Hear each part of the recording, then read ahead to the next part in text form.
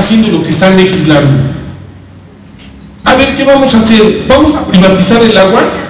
Oye, comadre, pero ¿cómo vamos a privatizar el agua? ¿Ya pensaste en el compadre que le tiene que dar de beber a sus animales? Oye, ¿y don Chon que está ya sembrando? Ahora mira, si privatizamos el agua, compadre José, imagínate que lleguen los pinches franceses, paguen el litro a 50 pesos, ¿qué mexicano va a pagar el litro de agua a 50 pesos? No, espérate, el agua es de México y es para los mexicanos. Eso realmente no requieres tener un doctorado en Derecho.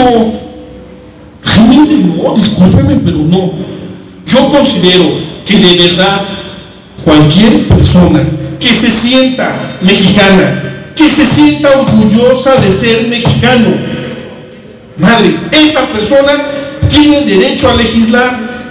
¿Por qué? Porque la legislatura va a ver al derecho desde el punto de vista económico, político y social. ¿Pero para qué? Para beneficiar a un país llamado México, no para venderles todo el país. Faltan cabrones que vienen aquí y que se lo están llevando, se lo están acabando. Creo que son dos cosas totalmente distintas. Yo sí considero que de verdad he platicado con gente en pueblos que de verdad me he quedado admirado.